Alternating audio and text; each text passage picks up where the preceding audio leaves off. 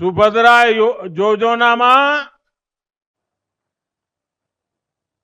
सुभद्रा योजना मां और भौणी मानन को सशक्त करू मां सुभद्रांग निकट रे यहां मोर प्रार्थना। भाइयों बहनों, मुझे बताया गया है सुभद्रा योजना को ओडिशा की हर माता बहन बेटी तक पहुंचने के लिए पूरे प्रदेश में कई यात्राएं भी निकाली जा रही हैं। इसके लिए माताओं बहनों को जागरूक किया जा रहा है, योजना से जुड़ी सारी जानकारी दी जा रही है। भारतीय जनता पार्टी के भाजपा के लाखों कार्यकर्ता भी इस सेवा अभियान में पूरे जोर शोर से जुटे हैं। मैं इस जन जागरण के लिए सरकार प्रशासन के साथ साथ भाजपा के विधायक, भाजपा के सांसद और भाजपा के लाखों पार्टी कार्यकर्ताओं को भी बहुत बहुत बधाई देता हूं। साथियों, भारत में महिला सशक्तिकरण का एक और प्रतिबिंब है प्रधानमंत्री आवास योजना। इस योजना के कारण छोटे से छोटे गांव में भी अब संपत्ति महिलाओं के नाम होने लगी है। आज ही यहां देश भर के लगभग 30 लाख परिवारों का गृह प्रवेश करवाया गया है। अभी तीसरे कार्यकाल में हमारी सरकार के कुछ महीने ही हुए हैं, इतने कम समय में ही 15 लाख नए लाभार्थियों को आज स्वीकृति पत्र भी दे दिए गए हैं। 10 लाख से ज्यादा लाभार्थियों के बैंक खातों में पैसे भेजे गए हैं। ये शुभ काम भी हमने उड़ीसा की महाप्रभु की इस पवित्र धरती से किया है और इसमें बड़ी संख्या में मेरे ओडिशा के गरीब परिवार भी शामिल हैं। जिन लाखों परिवारों को आज पक्का घर मिला है या पक्का घर मिलना पक्का हुआ है, उनके लिए ये जीवन की नई शुरुआत है और पक्की शुरुआत है। भाइयों बहनों, यहां आने से पहले मैं हमारे एक आदिवासी परिवार के गृह प्रवेश के कार्यक्रम में उनके घर भी गया था। उस परिवार को भी अपना नया पीएम आवास मिला है। उस परिवार की खुशी, उनके चेहरों का संतोष मैं कभी नहीं भूल सकता। उस आदिवासी परिवार ने मुझे, मेरी बहन ने खुशी से खीरी भी खिलाई और जब मैं खीरी खा रहा था तो स्वाभाविक था कि मुझे मेरी मां की याद आना, क्योंकि जब मेरी मां जीवित थी तो मैं जन्मदिन पर हमेशा मां के आशीर्वाद लेने जाता था और मां मेरे मुंह में गुड़ खिलाती थी। लेकिन मां तो नहीं है, आज एक आदिवासी मां ने खीर खिलाकर मुझे जन्मदिन का आशीर्वाद दिया। ये अनुभव, ये एहसास मेरे पूरे जीवन की पूंजी है। गांव, गरीब, दलित, वंचित, आदिवासी समाज के जीवन में आ रहा ये बदलाव, उनकी ये खुशियां ही मुझे और मेहनत करने की ऊर्जा देती है। साथियों, उड़ीसा के पास वो सब कुछ है जो एक विकसित राज्य के लिए जरूरी होता है। यहां के युवाओं की प्रतिभा, महिलाओं का सामर्थ्य, प्राकृतिक संसाधन, उद्योगों के लिए अवसर, पर्यटन की अपार संभावनाएं, क्या कुछ यहां नहीं है। पिछले 10 वर्ष में केवल केंद्र में रहते हुए ही हमने साबित किया है कि उड़ीसा हमारे लिए कितनी बड़ी प्राथमिकता है। 10 वर्ष पहले केंद्र की तरफ से उड़ीसा को जितना पैसा मिलता था, आज उससे 3 गुना ज्यादा पैसा मिलता है। मुझे खुशी है कि अब ओडिशा में वे योजनाएं भी लागू हो रही हैं जो पहले लागू नहीं थी। आयुष्मान योजना के तहत 5 लाख रुपए तक मुफ्त इलाज का लाभ अब उड़ीसा के लोगों को भी मिलेगा। और इतना ही नहीं, अब तो केंद्र सरकार ने 70 साल के ऊपर के बुजुर्ग के लिए भी 5 लाख रुपए का इलाज मुफ्त कर दिया है। आपकी आय चाहे कितनी ही हो, आपके घर में अगर 70 साल के ऊपर के बुजुर्ग हैं, उनकी उम्र 70 साल से ऊपर है, तो उनके इलाज की चिंता मोदी करेगा।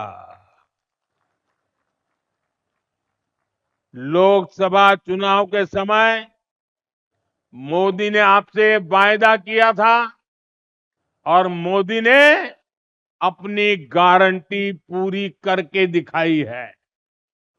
साथियों, गरीबी के खिलाफ भाजपा के अभियान का सबसे बड़ा लाभ उड़ीसा में रहने वाले दलित, वंचित और आदिवासी समाज को मिला है। आदिवासी समाज के कल्याण के लिए अलग मंत्रालय बनाना, आदिवासी समाज को जड़, जंगल, जमीन के अधिकार देने की बात हो, आदिवासी युवाओं को शिक्षा और रोजगार के अवसर देना हो, या ओडिशा की आदिवासी महिला को देश की माननीय राष्ट्रपति बनाना हो, ये काम पहली बार हमने किए हैं। साथियों, ओडिशा में कितने ही ऐसे आदिवासी इलाके, कितने ऐसे जनजातीय समूह थे जो कई कई पीढ़ियों तक विकास से वंचित थे। केंद्र सरकार ने जनजातियों में भी सबसे पिछड़ी जनजातियों के लिए पीएम जनमन योजना शुरू की। ओडिशा में ऐसी 13 जनजातियों की पहचान की गई है। जनमन योजना के तहत सरकार इन सभी तक विकास योजनाओं का लाभ पहुंचा रही है। आदिवासी क्षेत्रों को सिकल सेल एनीमिया से मुक्त करने के लिए भी अभियान चलाया जा रहा है। पिछले 3 महीने में इस अभियान के तहत 13 लाख से ज्यादा लोगों की स्क्रीनिंग की गई है।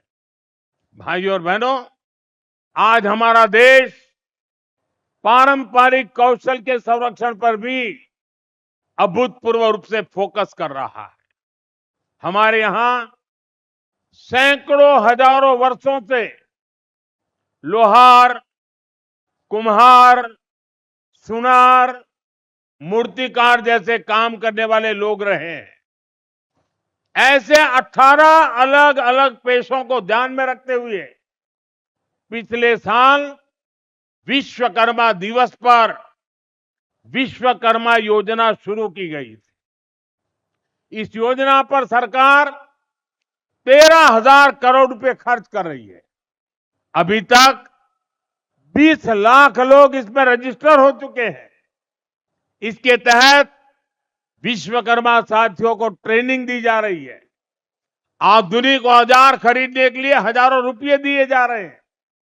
साथ ही बिना गारंटी का सस्ता लोन बैंकों से दिया जा रहा है।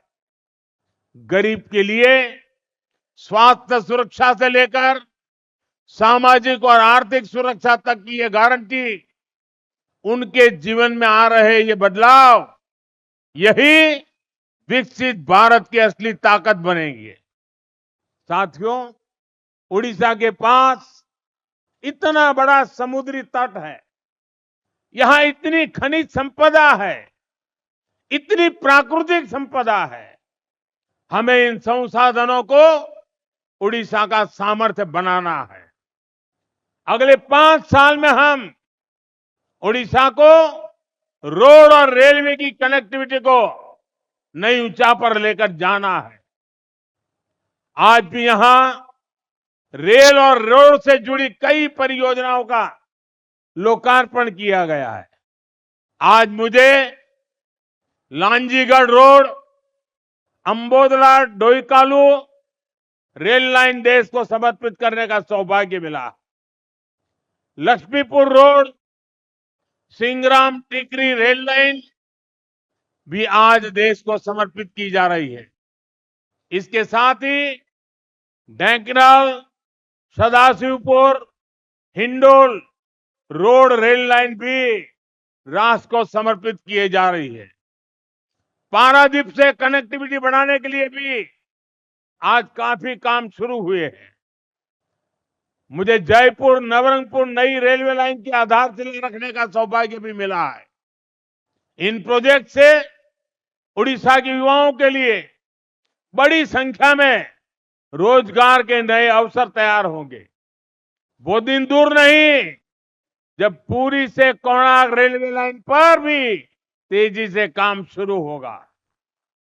हाईटेक नमो भारत रैपिड रेल भी बहुत जल्द ही ओडिशा को मिलने वाली है। ये आधुनिक इंफ्रास्ट्रक्चर ओडिशा के लिए संभावनाओं के नए द्वार खोलेगा। साथियों, आज 17 सितंबर को देश हैदराबाद मुक्ति दिवस भी मना रहा है। आजादी के बाद हमारा देश जिन हालातों में था, विदेशी ताकतें जिस तरह देश को कई टुकड़ों में तोड़ना चाहती थी, अवसरवादी लोग जिस तरह सत्ता के लिए देश के टुकड़े टुकड़े करने के लिए तैयार हो गए थे, उन हालातों में सरदार पटेल सामने आए। उन्होंने असाधारण इच्छा शक्ति दिखाकर देश को एक किया। हैदराबाद में भारत विरोधी कट्टरपंथी ताकतों पर नकेल कसकर 17 सितंबर को हैदराबाद को मुक्त कराया गया। इसलिए हैदराबाद मुक्ति दिवस ये केवल एक तारीख नहीं है, ये देश की अखंडता के लिए, राष्ट्र के प्रति हमारे दायित्वों के लिए एक प्रेरणा भी है। साथियों, आज के इस अहम दिन हमें उन चुनौतियों पर भी ध्यान देना है जो देश को पीछे धकेलने में जुटी है। आज जब हम गणपति बप्पा को विदाई दे रहे हैं, तो मैं एक विषय इसी से जुड़ा उठा रहा हूं। गणेश उत्सव हमारे देश के लिए केवल एक आस्था का पर्व ही नहीं है। गणेश उत्सव ने हमारे देश की आजादी में भी बहुत बड़ी भूमिका निभाई थी। जब सत्ता की भूख में अंग्रेज देश को बांटने में लगे थे, देश को जातियों के नाम पर लड़वाना, समाज में जहर घोलना, बांटो और राज करो, ये अंग्रेजों का हथियार बन गया था। तब लोकमान्य तिलक ने गणेश उत्सव के सार्वजनिक आयोजनों के जरिए भारत की आत्मा को जगाया था। ऊंच नीच, भेदभाव, जात पात, इन सब से ऊपर उठकर हमारा धर्म हमें जोड़ना सिखाता है।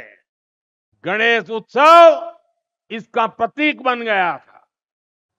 आज भी जब गणेश उत्सव होता है, हर कोई उसमें शामिल होता है।